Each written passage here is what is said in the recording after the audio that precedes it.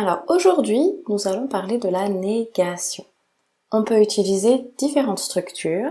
La première dont je vais vous parler aujourd'hui, c'est pas, vous la connaissez très certainement, il fait chaud aujourd'hui, je ne veux pas travailler. Il fait trop chaud, peut-être que je veux rester à la maison, je veux aller à la plage, je ne veux pas travailler. Ne et pas. Ne avant le verbe et pas après. Deuxième structure dont on va parler aujourd'hui, plus. Regardez cet homme. Il se demande où est le café. Il n'y a plus de café. Avant, il y avait du café, mais c'est terminé. Il n'y a plus de café. On utilise la structure ne plus quand quelque chose est fini, terminé. Ensuite, je ne suis jamais allé en Chine. Ne jamais. J'irai peut-être l'année prochaine. Alors peut-être que j'ai visité l'Espagne, l'Italie, mais je n'ai pas visité la Chine. Je ne suis jamais allé en Chine. On utilise ici ne et jamais. Vous remarquez que ne est toujours avant le verbe et la deuxième partie de la négation, ici jamais, est après le verbe. Oh oh, j'ai un problème. J'ai perdu mes lunettes. Je ne vois rien. Ne et rien. Je ne vois rien. Autre type de négation cette fois. Je suis allée à une fête, mais je ne connaissais personne. Ne personne.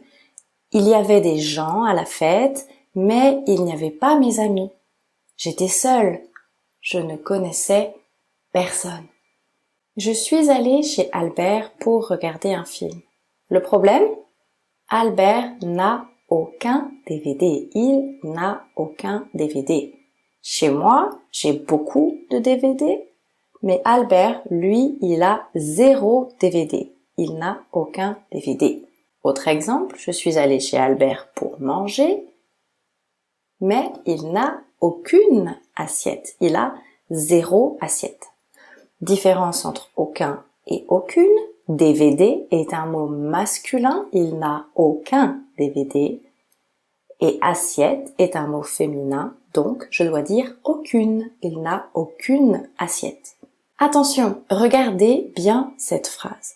Je suis allée chez Albert pour regarder la télé, mais il n'a aucune télé.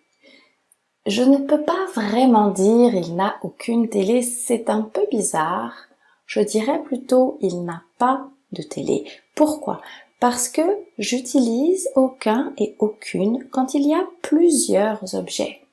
Alors peut-être qu'Albert a plusieurs télévisions, mais en général on ne regarde qu'une seule télévision à la fois. Donc ce serait un peu bizarre de dire ici il n'a aucune télé. On va plutôt dire il n'a pas de télé. Ah, alors si vous êtes comme moi, vous posez très certainement très souvent cette question. Tu as vu mes clés? Je ne les trouve nulle part. Ne nulle part. J'ai cherché à des endroits différents, je n'ai pas trouvé. On utilise nulle part pour les lieux, les endroits. Il n'y a pas d'endroit dans ma maison où je vois mes clés, je ne les trouve nulle part. Le dernier est un peu différent, c'est pas exactement une structure négative. Regardez l'exemple. Tu as de l'argent? Je n'ai que 2 euros. Ne que. En fait, ne et que, c'est pas exactement une structure négative. Pourquoi? Parce que j'ai de l'argent. Mais j'ai seulement 2 euros. Ne et que signifie seulement. Je n'ai que 2 euros, j'ai seulement 2 euros. En résumé, la négation en français c'est en 2 parties. Ne et ensuite le mot de la négation. Comme par exemple, ne pas, ne plus, ne jamais, ne rien, ne personne, ne aucun, ne aucune, ne nulle part et ne que. Attention ici, c'est une erreur que j'entends souvent dans mes classes. Je ne comprends pas rien. Non, on ne dit pas je ne comprends pas rien, mais je ne comprends pas ou je ne comprends rien. C'est l'un ou l'autre, mais c'est pas les deux. Vous pouvez pas dire je ne vais pas nulle part. Non, vous devez choisir un seul mot de négation. Je ne vais nulle part. Alors c'est très utile de connaître les structures négatives, mais c'est aussi utile de connaître les contraires. Donc je vais vous montrer un petit peu comment ça fonctionne. Alors le premier, je comprends, je ne comprends pas. Très simple, ça vous connaissez déjà très probablement. Ensuite, avant il y avait du café, c'est fini, il n'y a plus de café, je l'utilise quand quelque chose est terminé, ne plus. Je parle toujours français, je ne parle jamais français. Également, je peux dire je parle souvent français, je parle parfois français, toutes les autres fréquences, ça va fonctionner aussi un peu comme un contraire, hein.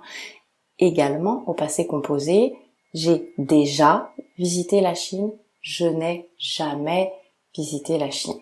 Ensuite, je vois quelque chose et le contraire de je ne vois rien.